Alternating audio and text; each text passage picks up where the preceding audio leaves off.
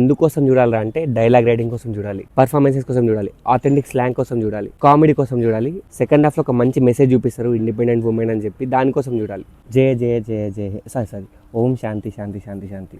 As అందరికీ తెలిసినట్టే ఇది ఒక Malayalam movie remake. That to 80% వరకు movie as it is scene to scene అవే ఉంటాయి. జస్ట్ మన నేటివిటీకి తగ్గట్టు కొన్ని చేంజెస్ వేసారు. మీరు కనుక ఒరిజినల్ మూవీ చూస్తే మీకు ఎక్కడ కూడా ఒక సర్ప్రైజ్ లాంటివి కానీ ఒక న్యూ ఎలిమెంట్స్ కానీ తగ్గలేవు. As it is movie same ఉంటుంది. దానివల్ల చూసిందే మళ్ళీ చూసిన ఫీలింగ్ వస్తుంది. లేదు మేము ఒరిజినల్ మూవీ చూడలేదు అనుకుంటే హ్యాపీగా మీరు మూవీకి వెళ్ళిపోవచ్చు. చాలా అంటే చాలా బాగుంటుంది. ఎస్పెషల్లీ తరుణ్ భాస్కర్ ఇంకా ఈషా రెబ్బా వీళ్ళ యాక్టింగ్ పర్ఫార్మెన్స్ మాత్రం వేరే లెవెల్లో వర్కౌట్ అయినాయి. వీళ్ళ కెమిస్ట్రీ బాగుంది, వీళ్ళ మధ్య కామెడీ సీన్స్ బాగున్నాయి, వీళ్ళ మధ్య ఒక 2 యాక్షన్ సీన్లు పడితే భలే వర్కౌట్ అయినాయి. ఈవెన్ దో నేను ఒరిజినల్ మలయాళం మూవీ చూసినా కానీ స్టిల్ నాకు నచ్చింది. ఆ పార్ట్ మాత్రం చాలా బాగుంది. ఇన్ఫాక్ట్ ఒరిజినల్ మూవీ కంటే అక్కడక్కడ కొన్ని సీన్స్ ఇవే బాగా వర్కౌట్ అయినాయి. మలయాళం మూవీలో ఓన్లీ లీడ్ యాక్టర్స్ గురించి మాత్రమే ఎక్కువ చూపిస్తారు, మిగతా ఫ్యామిలీ డ్రామా మొత్తం అందులో ఉండదు. బట్ ఈ మూవీలో మాత్రం ఫ్యామిలీ డ్రామా చాలా బాగా చూపించారు. హీరో సైడ్ వాళ్ళ ఫ్యామిలీ గురించి, at the same time heroine వాళ్ళ ఫ్యామిలీ సైడ్ గురించి బాగా చూపించారు. అంటే వాళ్ళ ఇన్వాల్వ్మెంట్ చాలా ఎక్కువ ఉంటుంది అండ్ చాలా న్యాచురల్ గా ఉంటుంది వాళ్ళది. పర్ఫార్మెన్సెస్, ఆథెంటిక్ స్లాంగ్ ఈ 2 కాకుండా ఈ మూవీకి ఇంకో బిగ్గెస్ట్ ప్లేస్ వచ్చేసి డైలాగ్స్ చాలా అంటే చాలా బాగా రాస్తున్నారు. ఎస్పెషల్లీ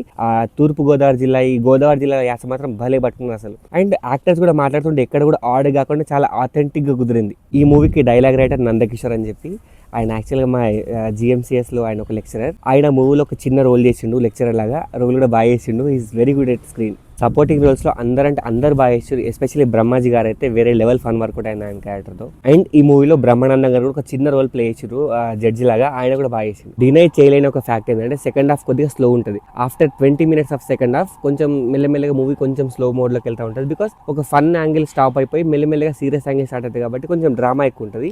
ఆ డ్రామా బాగుంది బట్ కొద్దిగా స్లో ఉంటుంది. That we have to bear it. మూవీలో మ్యూజిక్ కూడా, బ్యాక్గ్రౌండ్ స్కోర్స్ అయినా, సాంగ్స్ అయినా చాలా అంటే చాలా బాగున్నాయి. ఓవరాల్ గా మూవీ బాగుంది, నచ్చింది అనిపించింది. బట్ ఈ మూవీకి ఉన్న ఏకైక నెగిటివ్ పాయింట్ వచ్చేసి ఇట్లా రీమేక్ మూవీ. అదొక్కటి పక్కన పెడితే టికెట్ ప్రైస్ కూడా తక్కువ ఉన్నాయి కాబట్టి డెఫినెట్ గా మీరు చూడకపోయింటే మాత్రం మీకు నచ్చుతుంది, చూసేయండి. మెయిన్ గా అయితే ఈషా రెబ్బా అండ్ తరుణ్ భాస్కర్ వీళ్ళిద్దరు యాక్టింగ్ అయితే ఫిదా అయిపోయినా. అంత బాగా యాక్టింగ్ ఉంటుంది, అంత ఇన్నోసెన్స్ ఉంటుంది, అంత మంచి పర్ఫార్మెన్స్ ఉంటుంది. ఇది గైస్ నా review on Om Shanti Shanti Shanti.